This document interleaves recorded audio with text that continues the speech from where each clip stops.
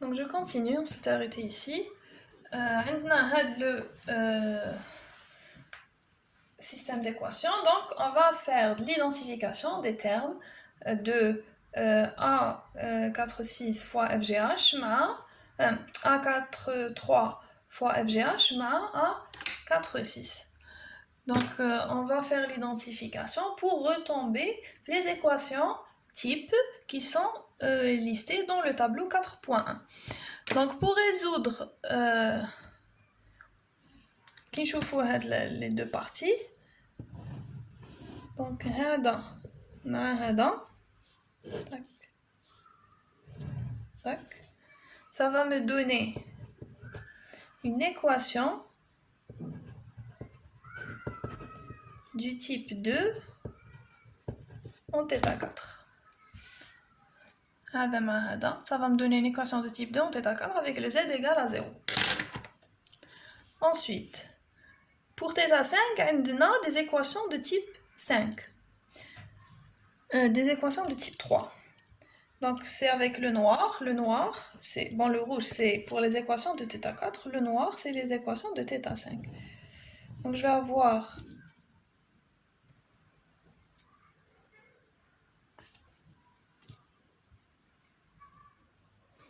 هذا مع هذا.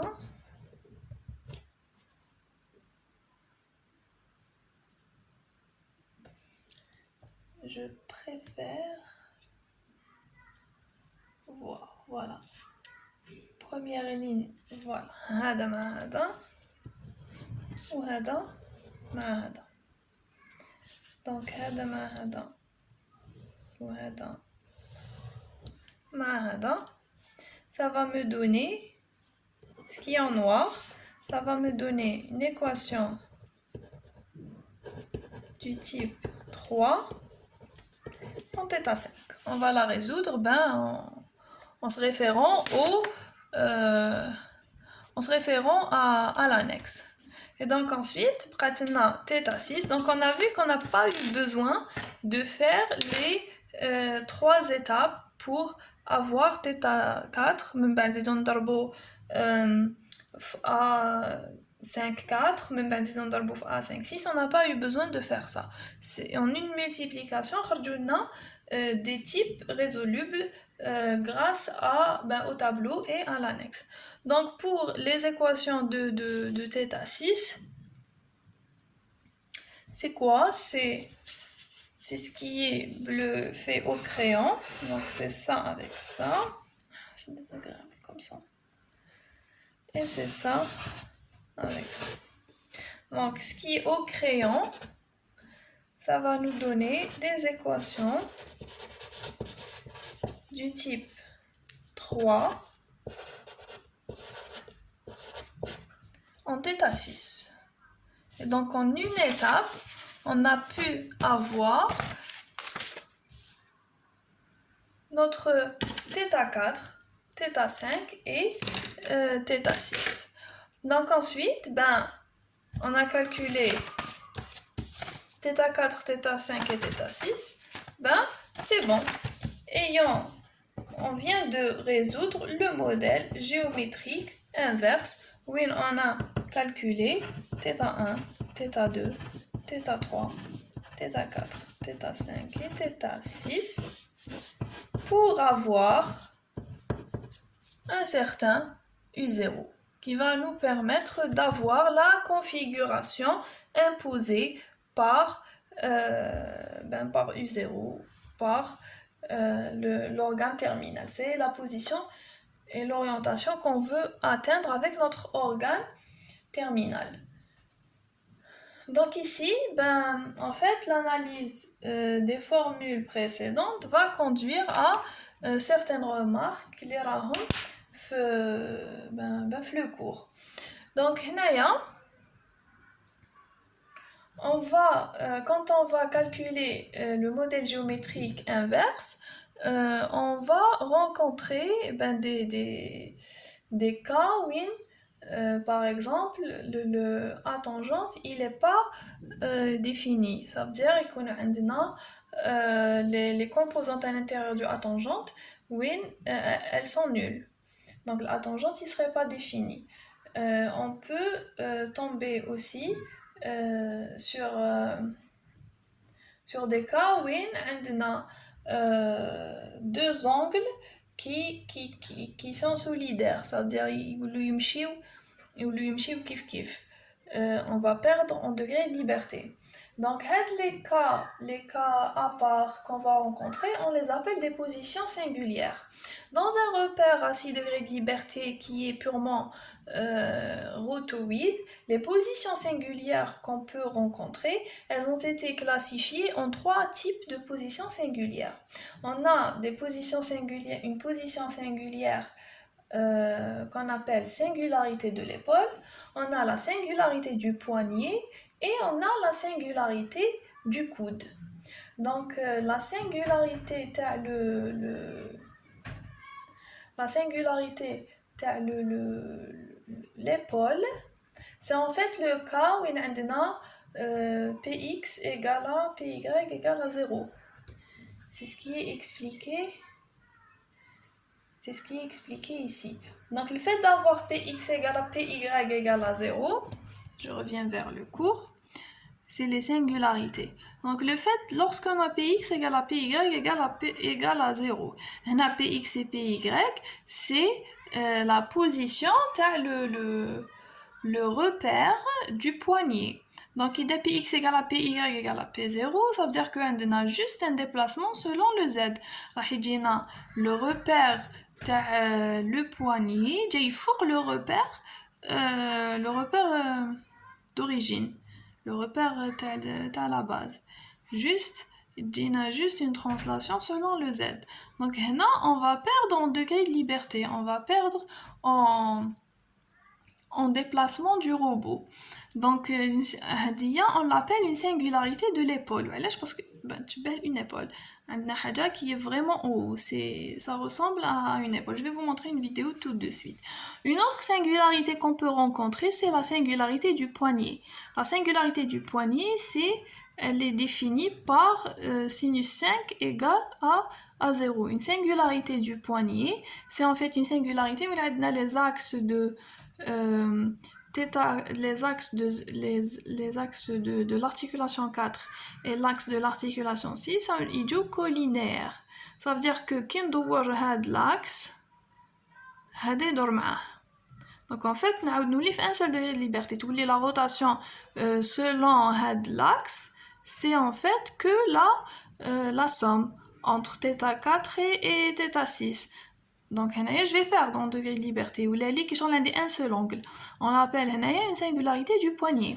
On a une autre singularité, c'est la singularité du coude. La singularité du coude, c'est en fait l'axe Z5, il dit parallèle par rapport à l'axe Z3 et Z2. Donc, on l'appelle une singularité du coude, et on va la voir dans le modèle cinématique inverse, je pense, où il te vraiment la singularité du coude. Donc, tout ça est expliqué d'une manière mathématique, fait les remarques. Donc, on va reconnaître les singularités quand on fait l'identification, quand on va tomber sur ça. Par exemple, quand px égale à py égale à 0, ou là, quand je trouve la matrice imposée, qui est la matrice du modèle géométrique direct, تكون فيها px égale à py égale à 0, directement نفهم بلي mon modèle géométrique inverse راح تكون فيه une singularité de l'épaule. هنايا راح تكون فيه une singularité de l'épaule. كي نشوف par exemple هنايا la partie les équations égale à hx égale à 0 ou hz égale à 0, directement je vais dire que ici on a une singularité du poignet. Une singularité du poignet, les axes 4 et 6 sont confondus et c'est la somme θ4 plus ou moins θ6 qui intervient. Donc je perds en degré de liberté.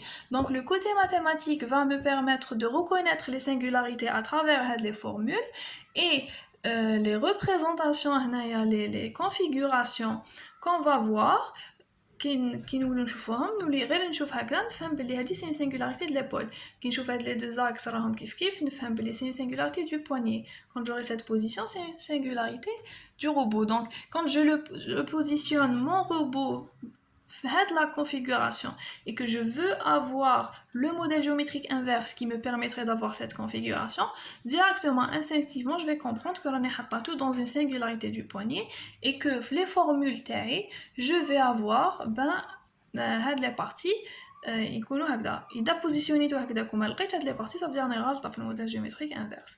Donc le modèle mathématique me permet, ou bien les formules mathématiques vont me permettre d'identifier les singularités connaissant le principe ou connaissant la traduction d'une singularité en équation mathématique et la configuration quand on la voit on va pouvoir reconnaître dans le futur les singularités qui nous font. Donc j'ai cherché sur internet où on peut voir des singularités. Donc je vais vous l'envoyer de toute manière, mais j'aimerais bien vous l'expliquer rapidement. Donc on commence par une singularité du poignet, wrist. La singularité du poignet.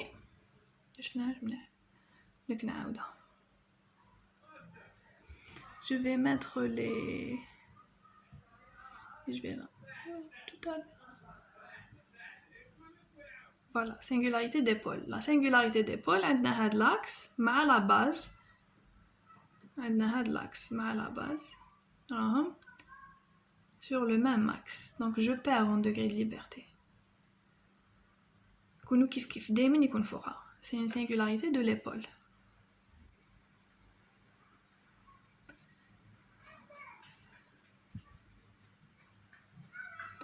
On a une dernière singularité, c'est la singularité du coude. La singularité du coude, c'est la pire. Donc, c'est la singularité du poignet.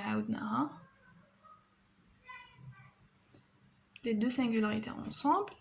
Après, la singularité du coude, il est vraiment aligné. Donc, là, on a perdu complètement notre robot. On est vraiment dans une position singulière où on ne peut rien faire. Et donc là, vous pouvez voir que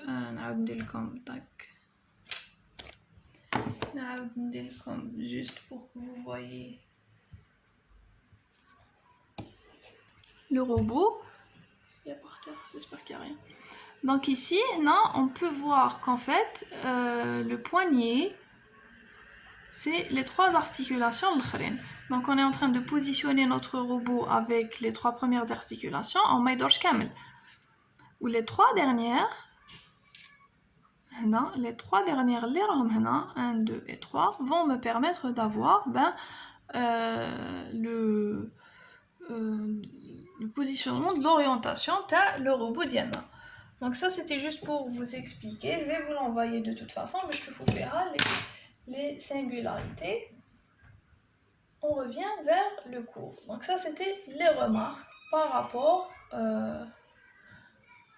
c'était les remarques par rapport au calcul. Donc après avoir calculé le modèle géométrique inverse, on a parlé un peu des singularités qu'on peut rencontrer dans un modèle géométrique inverse. Par la suite, ce qu'on a dans le cours... Donc là, on a calculé le modèle géométrique inverse pour un robot qui possède 6 degrés de liberté. Donc on a dit qu'ici, en fait, pour décrire l'orientation et la position, j'ai besoin de 6 équations. Dans les robots à 6 degrés de liberté, on n'a pas de problème. Donc on a 6 articulations et c'est ce dont on a exactement besoin pour représenter la position et l'orientation de l'organe terminal. On fait une identification de repère sur repère. Ça veut dire qu'on va essayer de positionner le repère de l'organe terminal sur un repère désiré, désiré toujours de l'organe terminal. On va essayer de positionner le repère terminal sur un repère désiré. Donc faire un positionnement ou bien une identification de repère sur repère, c'est en fait ramener l'origine du repère courant vers le repère désiré. Donc on a Px, Py et Pz. Et ensuite, étant sur cette position, on va positionner les axes sur ce repère. Et on aura l'orientation qui est décrite aussi par trois variables. C'est l'orientation selon x et y et z. Donc pour les robots à 6 degrés de liberté, on n'a pas ce problème.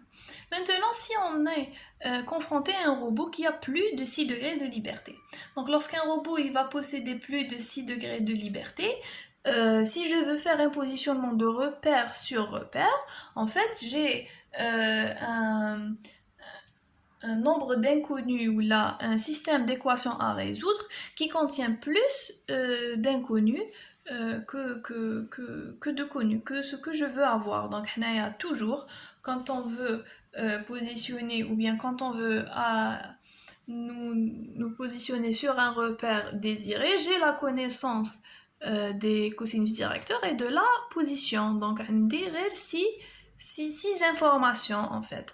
Lorsque le robot fait plus de 6 degrés de liberté, par exemple, il a 8 degrés de liberté, j'aurai 8 équations, j'aurai 8 inconnus, et pas 8, j'aurai 6 équations, mais j'aurai 8 inconnus. Donc ici, ce qu'on peut faire, ou bien ce qui est proposé, en fait, il nous manque, le cas de 8 degrés de liberté, il va nous manquer deux relations pour pouvoir résoudre complètement le modèle géométrique inverse.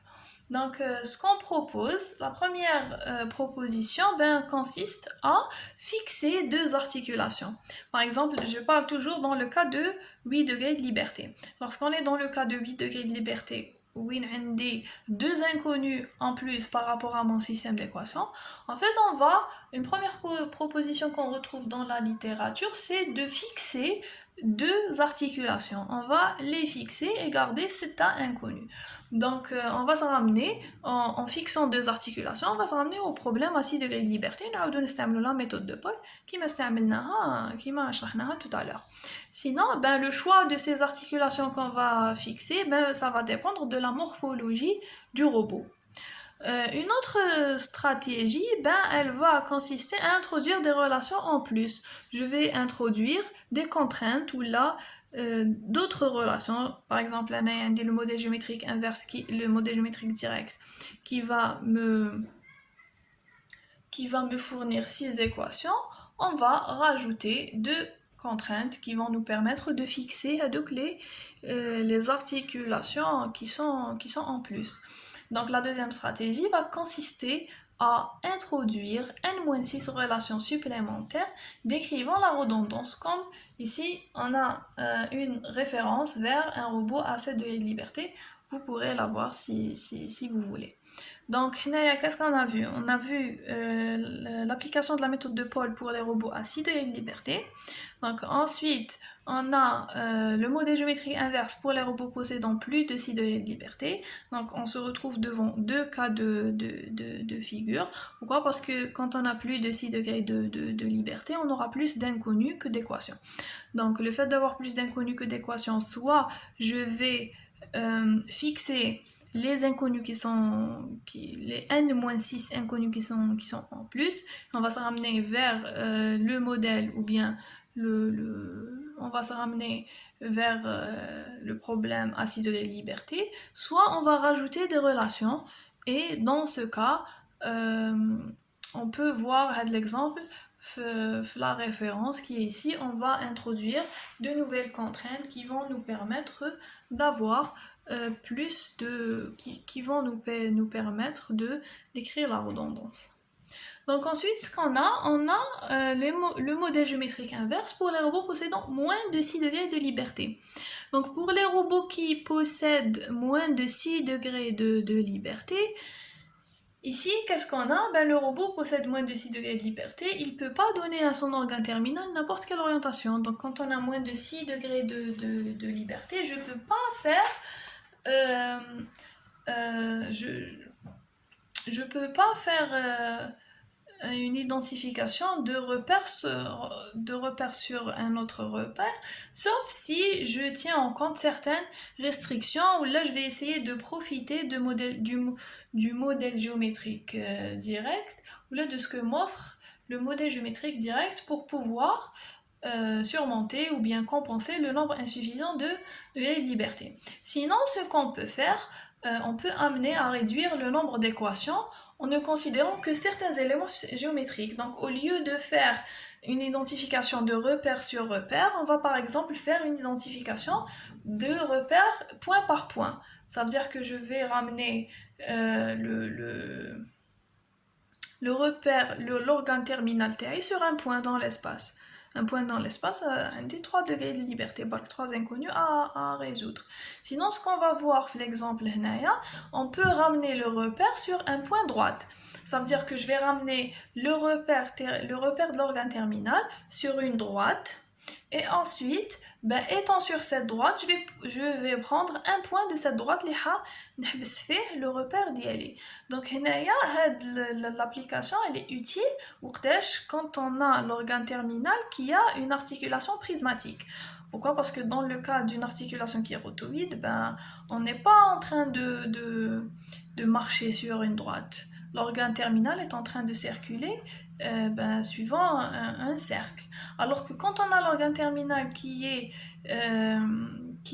de nature, ou l'articulation Tau qui est de nature prismatique, le repère terminal va circuler sur une droite. Et donc je vais me ramener sur une droite désirée, et ensuite je vais me ramener sur un point de cette droite désirée, et j'aurais pu en fait recréer le modèle géométrique inverse d'une manière complète. Donc on va voir l'exemple du robot Scara. Oui, on va voir le cas on va voir le cas à repère sur repère et point droite sur point droite.